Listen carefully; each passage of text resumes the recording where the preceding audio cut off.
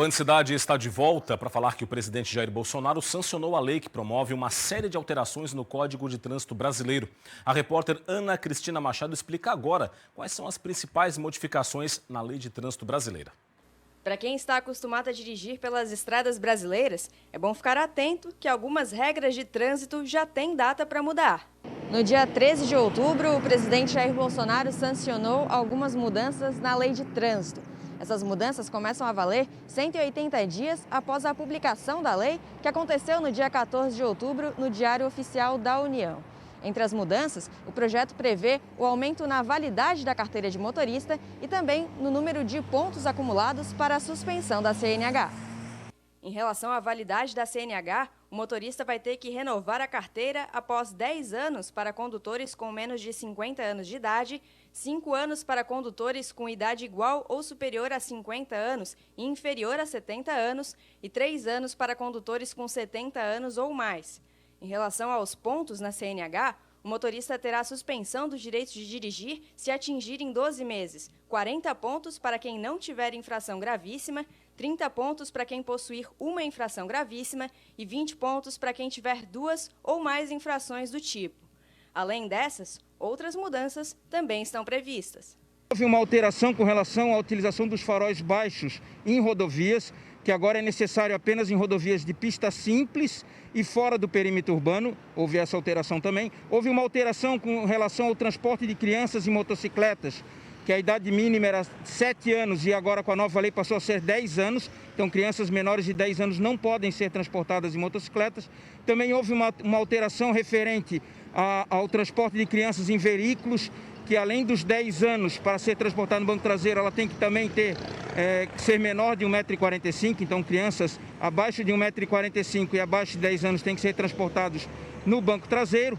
De acordo com especialistas em trânsito e instrutores de autoescola, essas mudanças têm pontos positivos e também negativos. Pontos positivos para o condutor, que ele vai ter um prazo maior para poder fazer a sua renovação da carteira de habilitação, mas também o afrouxamento das leis, aí, principalmente com relação às crianças, nesse caso aí, e também o aumento, né, da pontuação para que esse motorista tenha ali a sua carteira suspensa, acaba que beneficiando aquele motorista contumaz, aquele motorista que normalmente comete muitas infrações no trânsito. Esse motorista já por essa irresponsabilidade acaba que pela falta de uma punição mais severa a ele, acaba que gerando mais acidentes com a irresponsabilidade que ele acaba cometendo no trânsito. As novas regras entram em vigor em abril de 2021. Mas a Polícia Militar Rodoviária já está planejando um trabalho de orientação e fiscalização.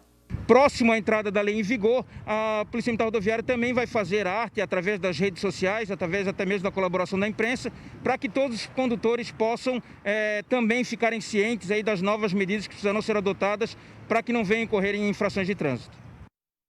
O governador Carlos Moisés da Silva inaugurou hoje a duplicação da SC 486, chamada Rodovia Antônio Raio, que liga as cidades de Itajaí e Brusque.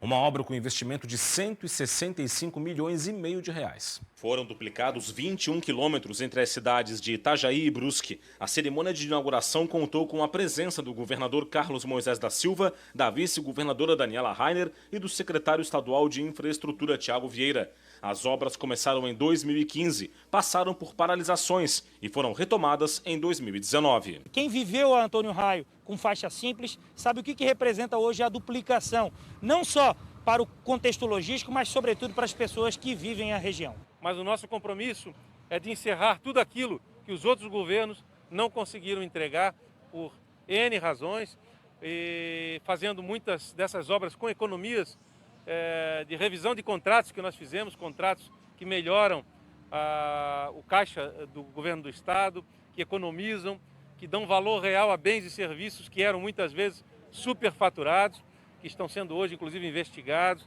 em várias operações, e aqui é mais um exemplo disso. Hora de análise política no Band Cidade. Roberto Azevedo aqui comigo no estúdio. Roberto, boa noite, tudo bem? Boa noite, Rodrigo. Boa noite a você que nos assiste. Vimos agora Carlos Moisés da Silva e Daniela Rainer juntos na inauguração lá em Brusque, Itajaí, né? Rodovia Antônio Raio. Os dois que começam uma semana bastante decisiva para o futuro político de ambos, não é? E já começa amanhã.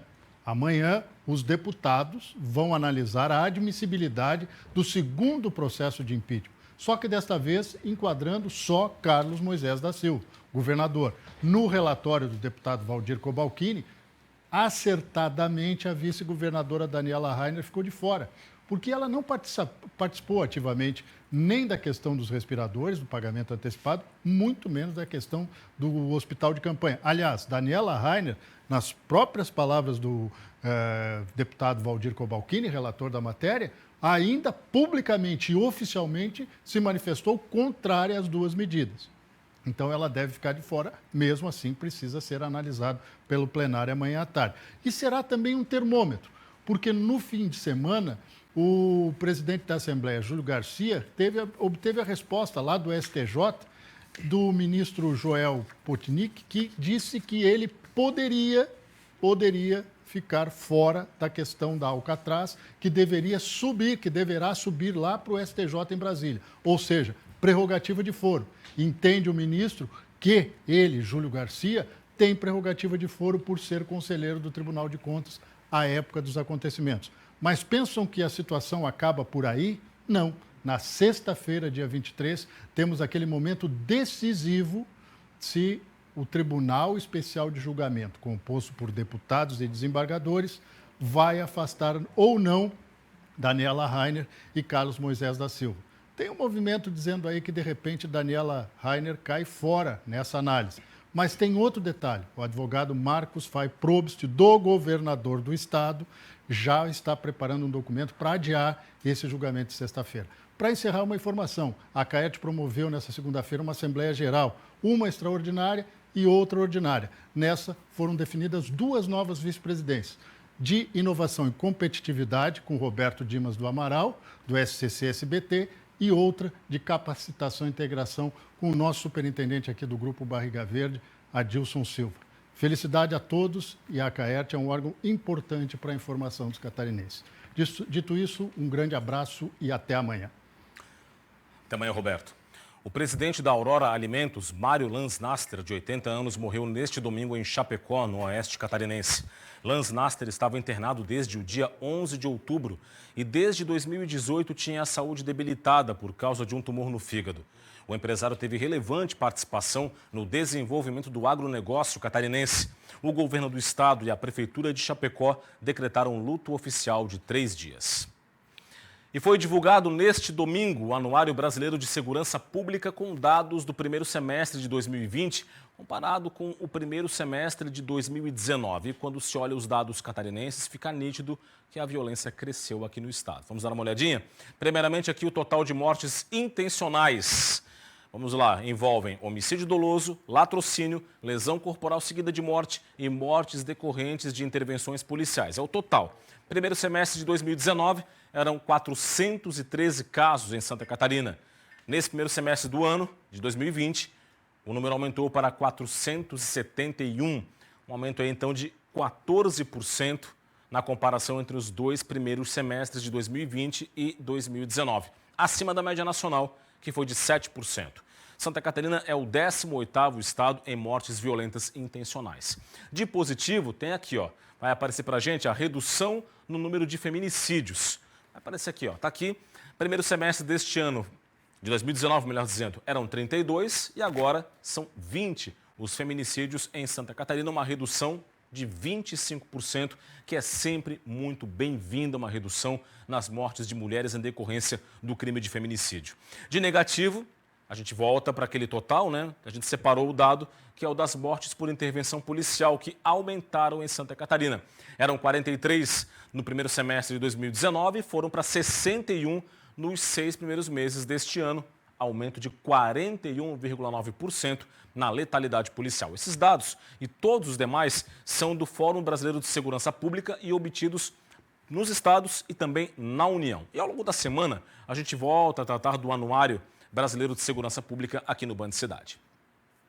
O avanço de uma frente fria pelo oceano no litoral do estado vai trazer instabilidade a essa faixa do estado amanhã. Detalhes agora na previsão do tempo.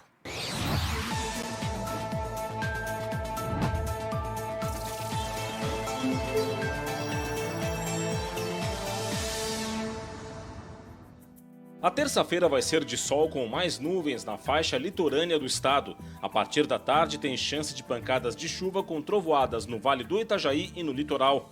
As temperaturas vão estar em elevação em todas as regiões. Em Florianópolis, mínima de 20 e máxima de 28 graus. Em Joinville, variação entre 21 e 31. Em Lages, mínima de 15, máxima de 29. E em Chapecó, os termômetros variam entre 18 e 31 graus. No próximo bloco tem esporte no Band Cidade. Veja os gols dos jogos dos times catarinenses no fim de semana do Campeonato Brasileiro. Os detalhes daqui a pouco. Até já.